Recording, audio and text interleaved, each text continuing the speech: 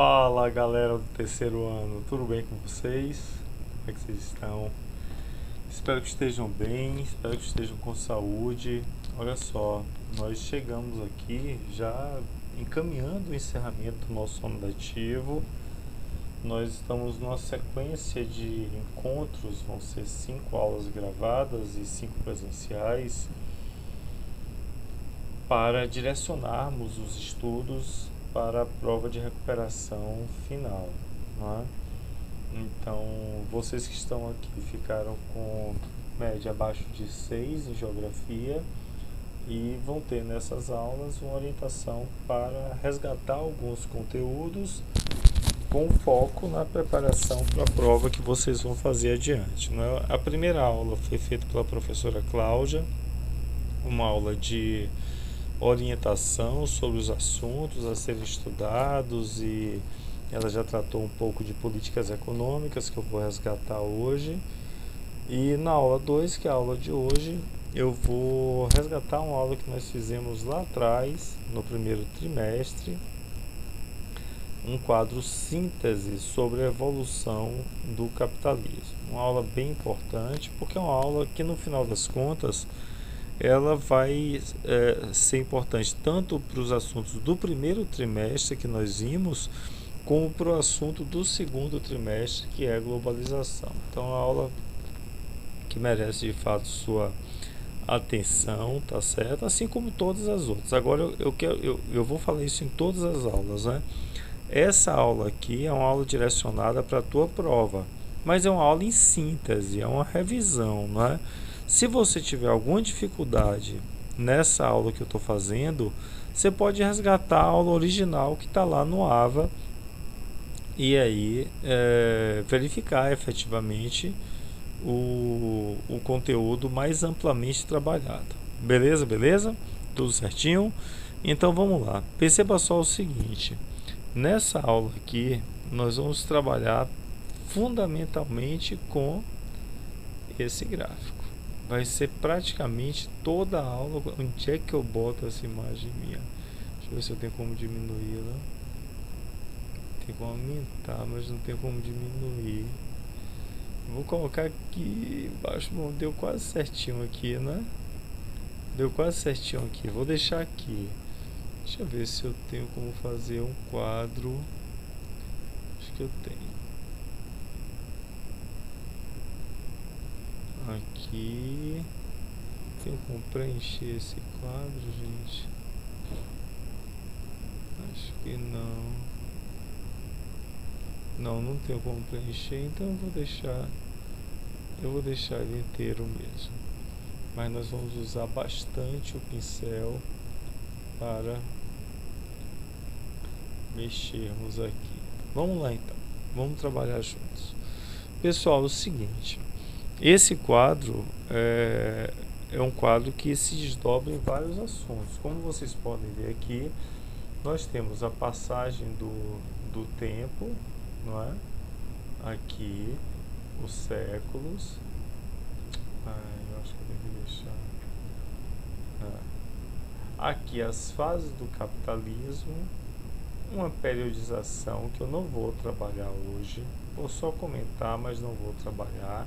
Esses saltos técnicos que são importantes, as políticas econômicas que a professora Cláudia de alguma forma já falou, a divisão internacional do trabalho que tem a ver com a comercialização, que vai redundar na globalização, inclusive os modelos de organização da produção, vão aparecer questões na tua prova sobre isso, e por fim as ordens mundiais. Então, nesses cerca de 30 minutos de aula que nós temos, 25 minutos de aula que nós temos, eu vou tratar fundamentalmente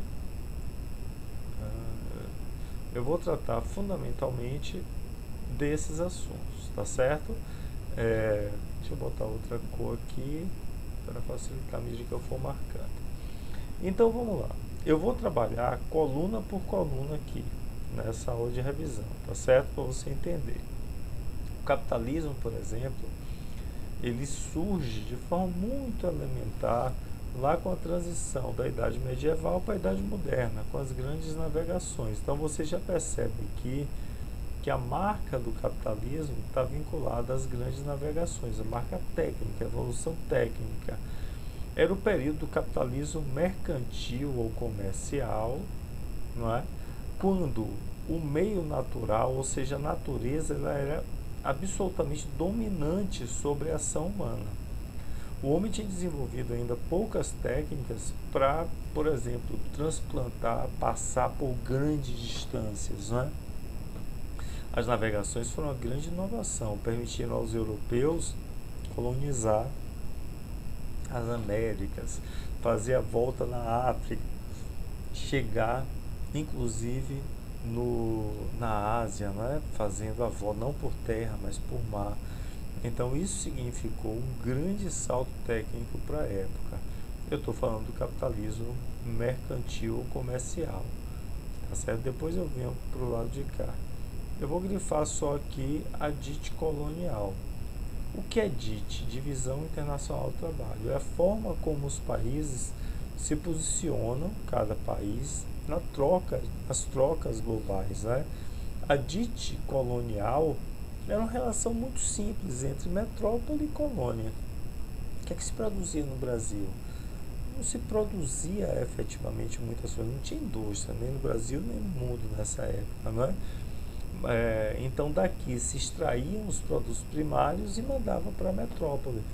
E a gente comprava das metrópoles, aqui o Brasil, por exemplo, os produtos artesanais, manufaturados, né?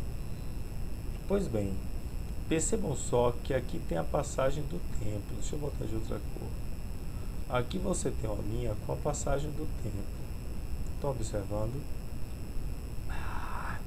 Volta. Aqui está.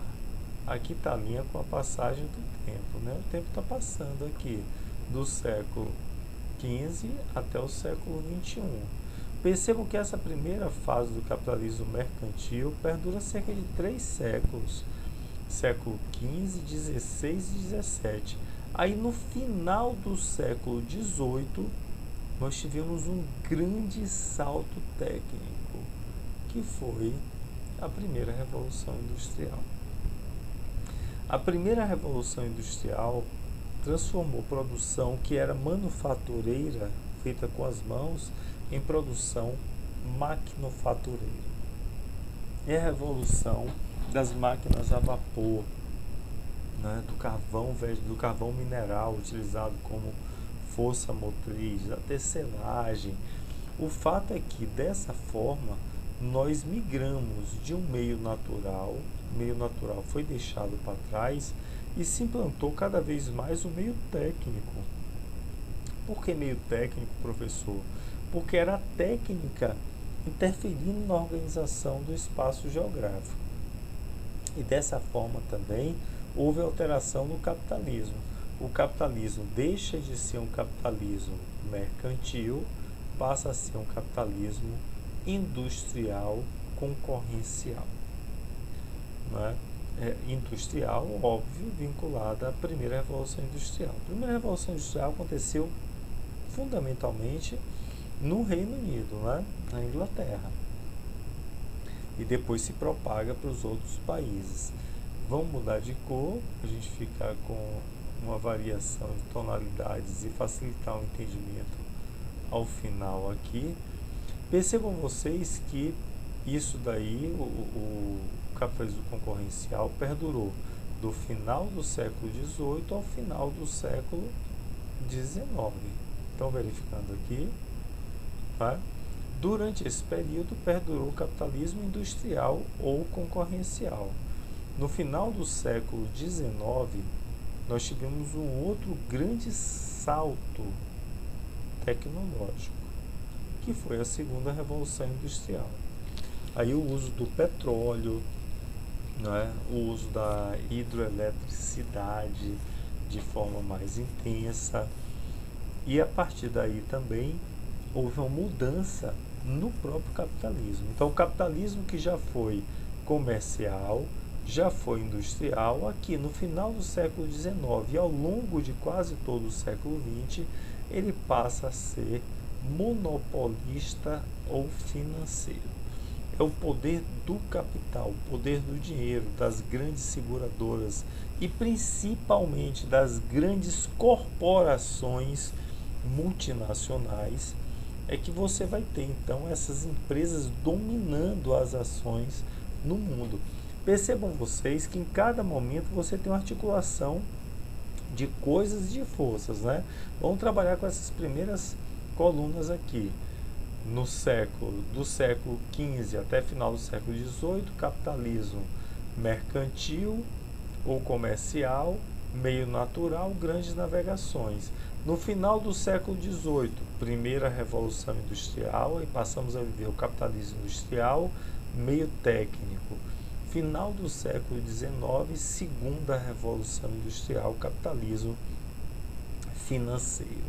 Importantíssimo. Lembra que eu tinha falado da DIT colonial anteriormente? Então, já trabalhando nessa coluna da DIT. Com o capitalismo industrial, nós passamos a ter a DIT clássica ou industrial. Qual é a diferença da DIT colonial para a DIT clássica ou industrial? Comercializava mais coisas, o comércio mundial foi ampliando à medida que as revoluções industriais foram acontecendo, porque se produzia mais coisas, não é?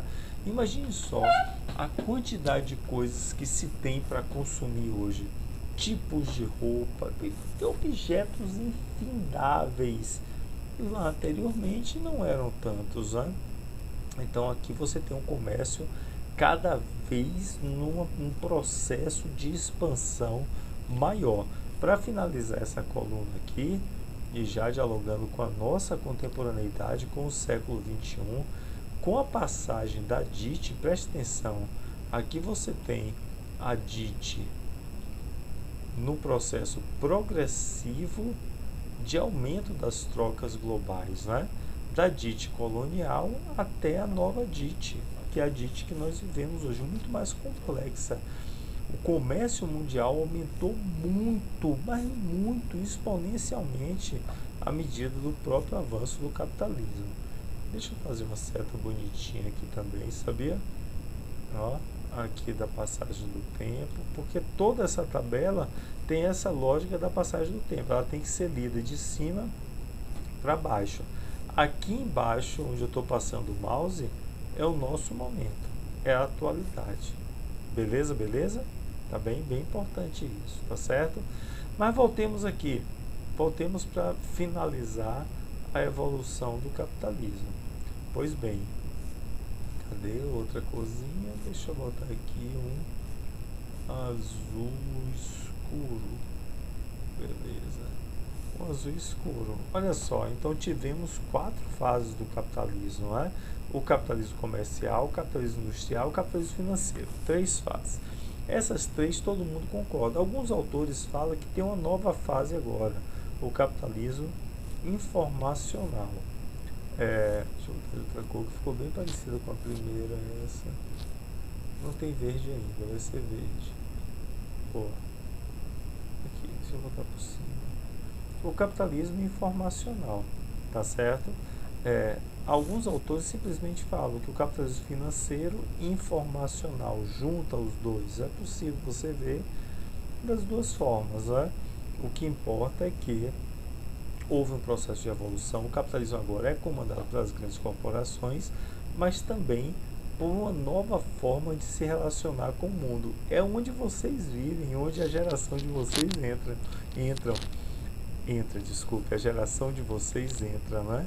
Que é o meio técnico, científico, informacional. É o meio vinculado a essa criança aqui, olha, a terceira e principalmente a 4ª revolução industrial. Gente, presta atenção nisso. Vai ter até uma questãozinha na tua prova sobre isso. Nós tivemos alguns saltos técnicos à medida da evolução do capitalismo. As grandes navegações. Por que salto técnico? Foi uma técnica inovadora que passou a ser utilizada e que mudou a forma do homem se relacionar com o meio, não é? As grandes navegações, imagine só, antigamente o povo europeu não conhecia o povo americano, não conhecia, nem podia explorar, né? Porque veio e explorou pra caramba. Com a Revolução Industrial a gente podia passar longas distâncias terrestres, caminhando com segurança através das ferrovias, transportando uma quantidade muito grande de produtos. Adiante vem a segunda revolução industrial, a revolução dos automóveis, por exemplo, modificando sobremaneira a forma de ocupar o espaço urbano, por exemplo, não é? E aqui, no final do século XX, isso é muito marcante. Vou botar de preto para destacar esse momento aqui, ó. No final do século XX, né? A partir de 70 mais ou menos, passamos a viver a terceira revolução industrial, que foi a revolução das telecomunicações, dos computadores, e já no século XXI, a chamada indústria 4, guarda isso que está na prova, quarta revolução ou indústria 4.0. O que é a quarta revolução, indústria 4.0? É a tecnologia de vanguarda, de ponta nos dias de hoje. Então a gente pode falar, por exemplo, da internet das coisas, da inteligência artificial, da forte conectividade a partir de bancos de dados, megadados, né? Da cloud, da nuvem, né? Você não guarda mais arquivos em memória física, você guarda arquivos na nuvem.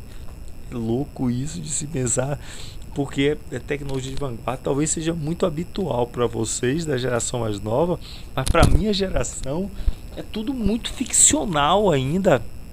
Parece que não é real, mas é real e já está na nossa realidade e toca o nosso cotidiano nas indústrias, por exemplo. Nós estamos na iminência de viver a transição para a rede 5G aqui no Brasil, que vai possibilitar uma integração ainda maior dos aparelhos. É isso mesmo, integração dos aparelhos. A tua geladeira vai dizer para você quando estiver faltando leite, por exemplo. Não é louco isso? Parece que é uma coisa banal, e esse exemplo é banal de fato, mas eu estou falando de algo que é muito mais amplo no conjunto das coisas, né? Então percebam vocês, deixa eu levantar aqui, percebam vocês que nesse quadro resumo nosso, chegando aí pouco mais da metade da nossa aula, nós fechamos aqui já 5 colunas, né? A do tempo, passagem do tempo, do século que a evolução do capitalismo acontece desde o século XV até o século XXI. É claro que ele vai se modificando, né? Por exemplo, antes da indústria não tinha mão de obra assalariada, a mão de obra era escrava, não é? Tanto é que alguns autores falam que essa primeira fase era um protocapitalismo ou pré-capitalismo. E hoje ele é muito mais complexo, controlado por empresas que tocam o mundo todo. Nós sabemos disso. Tem empresas que você consome, que eu consumo, Nestlé, Bayer, McDonald's, Nike, Adidas, Volkswagen, são empresas que tocam o mundo todo. São grandes corporações transnacionais que controlam o capitalismo desde a sua fase monopolista. E a ideia do capitalismo de controle do monopolismo, do monopólio, né? Vivemos uma transição do meio natural para o meio técnico, científico e informacional, e isso se deu a partir de grandes saltos técnicos que nós vimos aqui, chegando até a atual situação com tecnologia absolutamente, vou usar essa palavra de novo, ficcional, que é a indústria 4.0, que são essas coisas que eu acabei de falar aqui, como inteligência artificial. Eu quero chamar muito a atenção da Divisão Internacional do Trabalho. As trocas inicialmente eram muito simples entre metrópole e colônia, depois entre países industrializados e não industrializados. Hoje, na nova DIT, você tem, no nosso tempo, você tem um comércio mundial muito mais intenso, muito mais intenso, e por conseguinte as trocas de mercadorias no mundo também se dão de forma muito mais intensa, ainda que desiguais, né? Os países do G20, que eu vou comentar adiante, são países que controlam mais de 80% das trocas de mercadorias pelo mundo. Mas aí é uma outra conversa. Eu vou fazer o seguinte, eu vou trazer esse quadro para cá, meu quadro para cá, e vou continuar agora com os que nós não vimos ainda, beleza? Eu vou começar de um que é mais simples,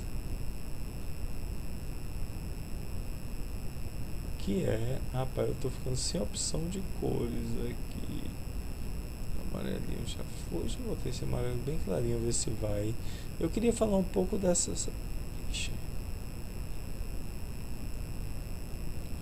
Ficou bacana. Dessas ordens mundiais aqui, tá bem? Ordem mundial é como que se dá as relações, especialmente geopolíticas do mundo, né? Nós tivemos a ordem colonial, que foi aquela relação de colônias e metrópoles, a colonização, especialmente das Américas, pelos países europeus. Depois tivemos, vinculado ao capitalismo industrial, que está cá embaixo, nós tivemos o imperialismo, o neocolonialismo, quando os países europeus invadiram a África e a Ásia. E aí duas ordens que estão muito próximas do nosso tempo, da nossa realidade, que vão cair na tua prova, né?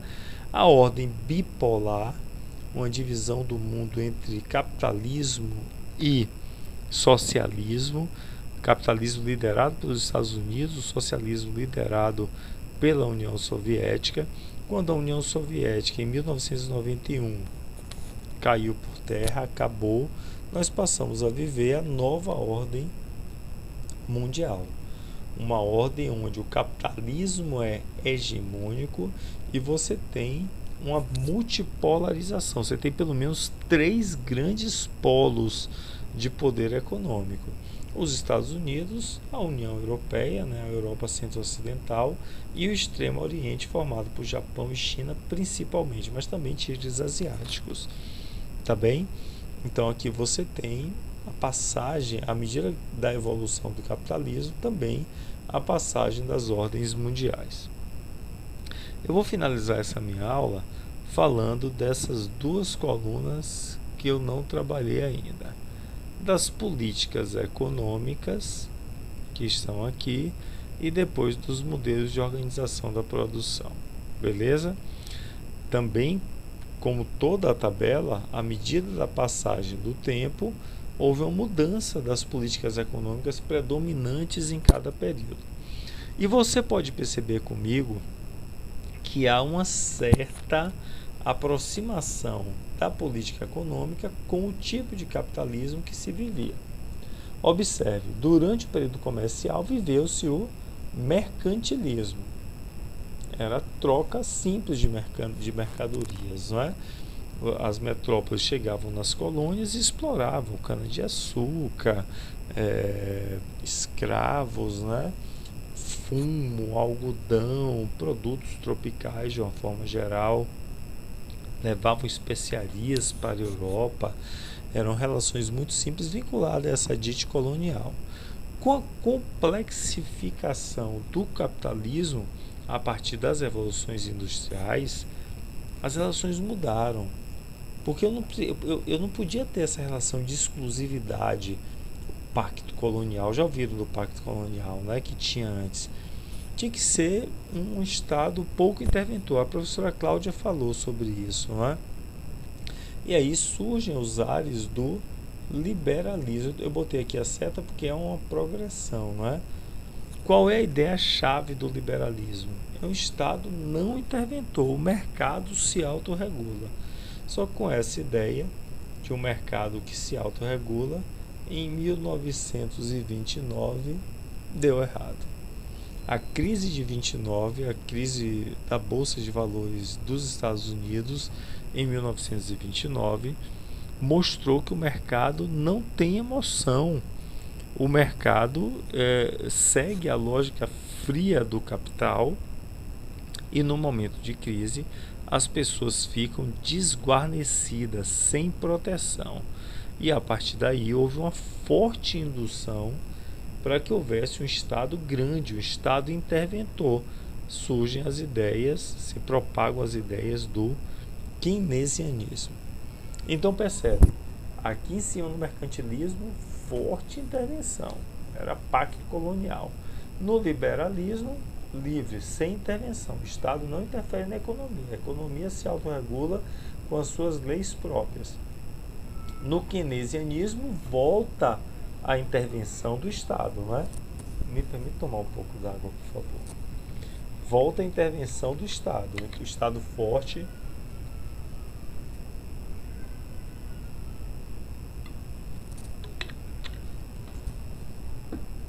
que protege o cidadão. O Estado forte que protege o cidadão, né? Que dá garantias sociais, 13º, férias. Só que esse Estado é caro. E aí, olha só a data, galera, mais uma vez, na década de 70, quando as crises do petróleo, principalmente, que vocês já estudaram, há mais uma transição da política econômica predominante. O Estado keynesiano ficou muito caro e as ideias liberais voltaram a ser ventiladas. Não mais o Estado não interventor, mas aqui no neoliberalismo, que é predominante no nosso tempo, você tem a ideia de um Estado regulador. No neoliberalismo, o Estado é um agente regulador. Ele não é um Estado grande, tanto é que o neoliberalismo é chamado de Estado mínimo, né? Vincula-se ao neoliberalismo a ideia do Estado mínimo, ou seja, um Estado pequeno que apenas regula e deixa a economia, segundo eles, florescer, né? É claro que isso tem todo o risco, porque a economia não tem apego social. A economia, a lógica econômica, a lógica do mercado, a lógica das empresas é a lógica do lucro, não é? Então você perde garantias sociais, essas duas fases, tanto do liberalismo como do neoliberalismo, beleza? A professora Cláudia tratou disso na primeira aula. E finalizando esse quadro aqui, que está todo riscado propositadamente, né? À medida que a gente está avançando, de que é que eu risco agora? Eu vou riscar com esse cozinho aqui, ver se funciona. Nós chegamos nos modelos de, olha que bonitinho, nos modelos de organização da produção, né? O que é isso, professor? São formas da indústria, aí eu já estou falando, você vê que eles só vão aparecer aqui embaixo, perceberam? Já na segunda revolução industrial, para baixo. Perceberam isso? São formas de organização da produção industrial. Quais são elas? O Taylorismo, tanto alguns autores falam Taylorismo Fordismo. A lógica do Taylorismo Fordismo foi produzir em grande quantidade, produzir em escala para um consumo em massa. Então guarda isso. Qual é a principal marca do Taylorismo / Fordismo? Guarda o Fordismo principalmente, não é? Produção em escala para consumo em massa. Não tinha muita diversidade. Tem uma frase do Ford que eu repito sempre. Ele falava, o Henry Ford, o proprietário da fábrica Ford, né? Dos carros que ainda hoje nós temos. Todo mundo pode ter o carro que quiser, desde que seja um Ford Ka preto, foi a primeira, Ford T preto, que foi a primeiro carro dito popular por ele, né? O fato é que, produzindo em maior quantidade, conseguia vender a preços mais baixos, e houve sim uma expansão tremenda da produção. Só que aqui na década de 70, praticamente, mais uma vez, olha aqui 70, olha aqui, na década de 70, no contexto da nova DIT, na transição do keynesianismo para o neoliberalismo, a lógica aqui já era a lógica da globalização econômica. E aí vem dois outros modelos muito ligados à globalização, o toyotismo e o volvismo. O volvismo é bem recente, muito ligado à quarta revolução industrial, e pouco aparece nas provas, penso que não vai aparecer na nossa, inclusive. Né? Tem muito a ver com força de sindicatos e tal. O que me interessa aqui é o toyotismo. Então, dos modelos de organização, eu destacaria o Fordismo e principalmente o toyotismo. Se eu não me engano, vai ter uma questão sobre o toyotismo. O toyotismo é o modelo de organização da produção colado com a lógica da globalização econômica. Eu não vou mais produzir um monte de coisas iguais e sair para vender, porque isso é muito caro. E se não tiver compra, eu vou ficar com aquele pátio cheio de carros iguais, vou ter que... Não. A lógica do toyotismo é o seguinte: primeiro, eu vou produzir onde for mais barato, tem uma dispersão da produção no mundo. Esqueça isso de que a produção só vai se dar nos países industrializados. Não. Essas grandes corporações vão levar a sua estrutura industrial para os países periféricos, que é mais barato produzir lá. Terra mais barata, isenção fiscal, mão de obra barata, sindicatos mais fracos, né? Então isso está ligado ao toyotismo. Outra coisa, esqueça aquela produção em escala do Fordismo, com mercados, com pátios muito cheios de coisa. Não.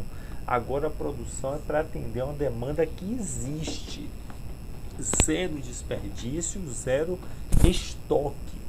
A lógica do toyotismo é just in time, senão vai aparecer na tua prova. O que é o just in time? Produzir para uma demanda que existe no tempo, just in time.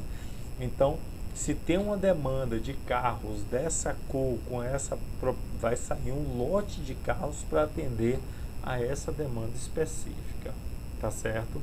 Essas são marcas do toyotismo. Repito, se o Fordismo está muito ligado à política keynesiana, garantias sociais, uma classe média maior, um consumo exagerado, né, exacerbado, mas muito regionalizado nesse momento, o toyotismo está ligado à globalização, à dispersão da produção e principalmente redução do estoque e racionalidade na produção, não é?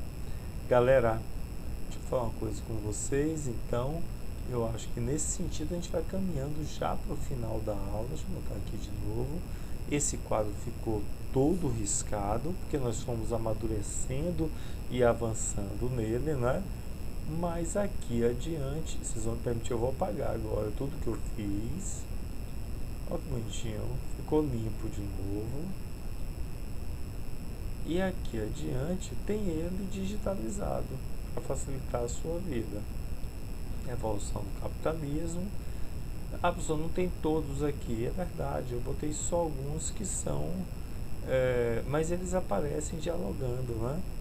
Você tem as fases aqui, olha aqui, aparece os modelos econômicos e aparece também aqui o Fordismo. O toyotismo não aparece, mas estaria aqui, não é?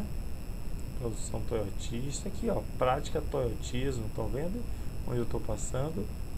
Não aparece a quarta revolução industrial, mas você já viu lá no outro, não é? Bem bacaninha. A ideia da progressão, você vê que aqui aparece somente as 3 fases do capitalismo, porque nem todos os autores consideram o capitalismo informacional como uma nova fase, mas consideram como um desdobramento do capitalismo financeiro. Acaba isso aí na minha prova. Se aparecerem as 3, são essas 3 aqui, não é?